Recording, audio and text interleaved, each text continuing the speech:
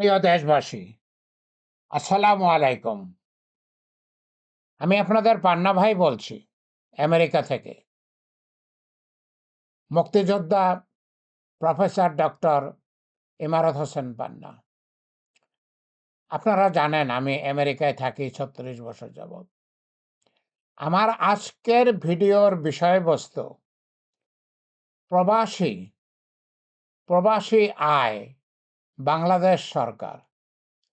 আমি প্রবাসী আয়ের সম্বন্ধে কথা বলবো, বাংলাদেশ সরকারের সম্বন্ধে কথা বলবো।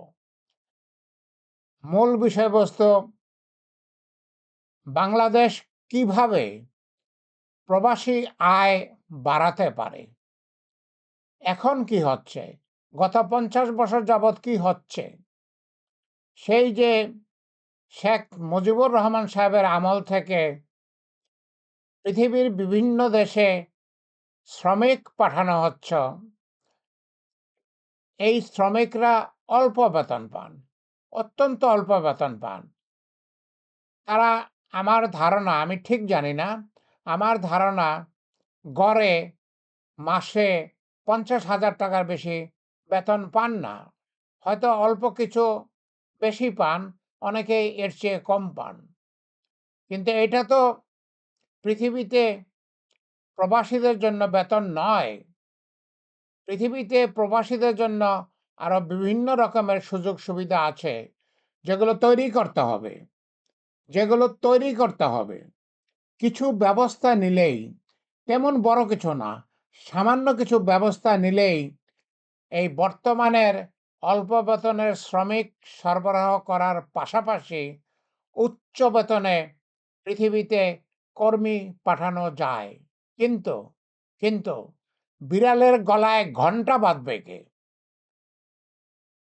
বিড়ালের গলায় ঘণ্টা কে বাঁধবে? আমাদের সরকার। আমি শুধু বর্তমান সরকারের কথা বলতেছি না, ইতিপূর্বে গত ৫৩ বছরে যত সরকার এসেছে আর গেছে, সবাই ক্ষমতা ধরে রাখার চেষ্টা করেছে। সবাই ক্ষমতা ধরে রাখার চেষ্টা করেছে। দেশের উন্নতি করার কোনো সময় নাই তাদের। দেশের উন্নতি করার কোনো সময় তাদের হাতে নাই। তারা কোনো চেষ্টাও করেন নাই। বর্তমান সরকারও কোনো চেষ্টা করতেছেন না। আমি গত ৫৩ বছরের প্রত্যেকটা সরকারের কথাই বলছি।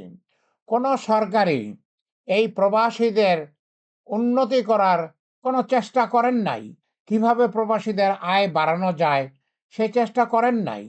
শুনুন, পৃথিবীতে এখন আইসিটির যুগ, কম্পিউটারের যুগ, আর্টিফিশিয়াল ইন্টেলিজেন্সের যুগ, cyber security, privacy, digital risk management, regulatory কমপ্লায়েন্সের যুগ। আমরা কেন সেটা করতেছি না? বাংলাদেশ কেন? বাংলাদেশের তো অত্যন্ত মেধাবী এবং অত্যন্ত উদ্যমী নারী পুরুষ আছেন। বাংলাদেশ কেন আইসিটি ট্রেনিং দিচ্ছেন না? কেন দিচ্ছেন না? বাংলাদেশ যদি অনতিবিলম্বে, আর কোনো রকমের সময় নষ্ট না করে, অনতিবিলম্বে বাংলাদেশি উদ্যমী নারী পুরুষদের আইসিটি ট্রেনিং দেন, এবং বাংলাদেশের এই উদ্যমী নারী পুরুষ সবই করতে পারে। তারা তো কারো থেকে পিছনে নাই। তাদেরকে ট্রেনিং দিলেই তারা খুব ভালো আইসিটির কর্মী হয়ে যাবে। একজন আইসিটি কর্মী পৃথিবীতে যে নবিশ মাত্র শিখেছে, তার বেতন হচ্ছে ৫ থেকে ৬ লক্ষ টাকা মাসে। যে মাঝামাঝি জানে, তার বেতন হচ্ছে মাসে ১৫ লক্ষ টাকা। আর যে ভালো জানে, তার বেতন হচ্ছে ২৫ লক্ষ টাকা প্রতি মাসে। এমনও আইসিটির কর্মী আছেন যারা সত্যিই ভালো জানেন, তারা ৩০ লক্ষ টাকা মাসে বেতন পান। আমার জানা মতে শত শত বাংলাদেশি আইসিটির এক্সপার্ট আছেন যারা ২৫ থেকে ৩০ লক্ষ টাকা প্রতি মাসে বেতন পান। আমাদের এই উদ্যমী আমাদের এই উদ্যমী নারী পুরুষকে যদি আমরা আন্তরিকভাবে শিক্ষা দেই, ট্রেনিং দেই, আমাদের এই নারী পুরুষ তারাও বিদেশে যেয়ে ৫,০০,০০০ টাকায় প্রাথমিক চাকরি শুরু করতে পারবেন। যখন আস্তে, আস্তে তাদের অভিজ্ঞতা হবে, তারা ১৫,০০,০০০ টাকা, ২০,০০,০০০ টাকা, ২৫,০০,০০০ টাকা মাসে রোজগার করতে পারবেন। আমরা কেন সেটা করতেছি না? কারণ আমাদের সময় নাই। কারণ আমাদের সময় নাই। কারণ আমরা ক্ষমতা নিয়ে ব্যস্ত।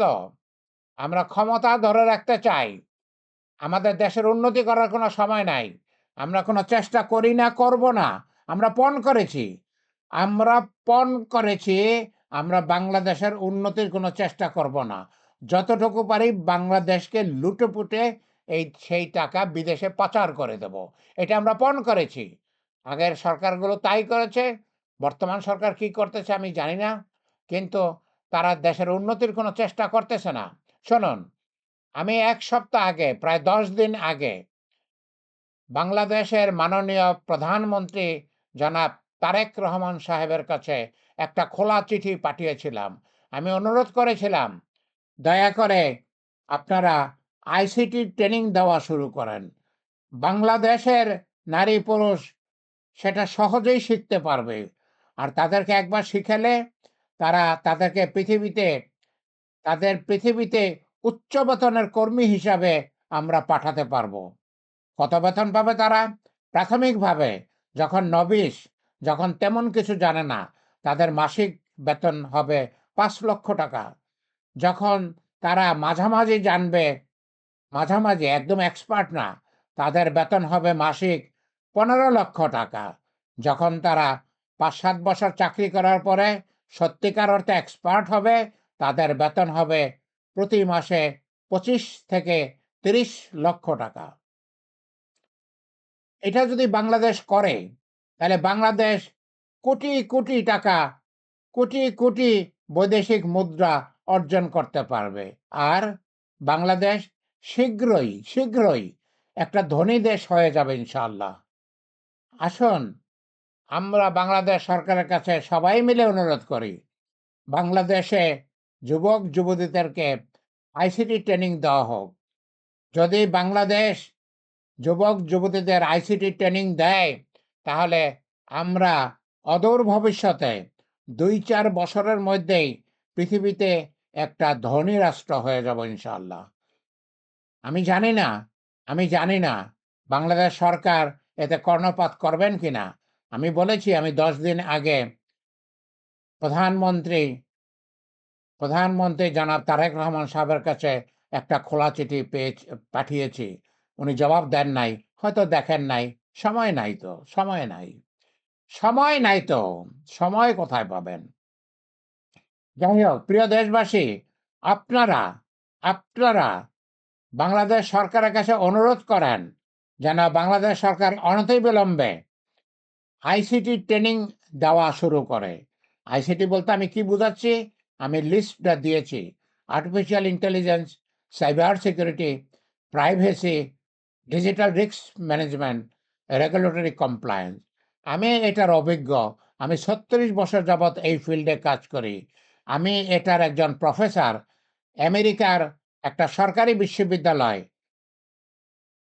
মেরিল্যান্ড ইউনিভার্সিটির যে সরকারি বিশ্ববিদ্যালয়, সেখানে আমি ১৫ বছরের প্রফেসর এই সাবজেক্টের উপরে। আমি ৩৬ বছর যাবৎ এই সাবজেক্টের উপরে আমেরিকান সরকারকে সার্ভিস দিচ্ছি। আমি ৪৫ বছর যাবৎ আইসিটিতে চাকরি করি। আমি বাংলাদেশে একজন বিসিএস অফিসার হিসাবে জিয়া ইন্টারন্যাশনাল এয়ারপোর্টে আইসিটি বিভাগের প্রধান ছিলাম। আমি বাংলাদেশে একটা কলেজের প্রফেসর ছিলাম। বায়োলজি ডিপার্টমেন্টের হেড ছিলাম বকশীগঞ্জ কলেজে। আমি বাংলাদেশে কলেরা হাসপাতালে একজন সিনিয়র অফিসার ছিলাম।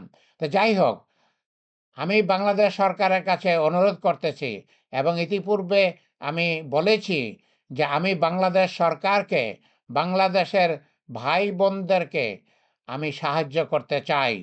আমি এই যে যুদ্ধ, এই যে অর্থনৈতিক যুদ্ধ, বাংলাদেশ আর্থিক অসুবিধায় আছে।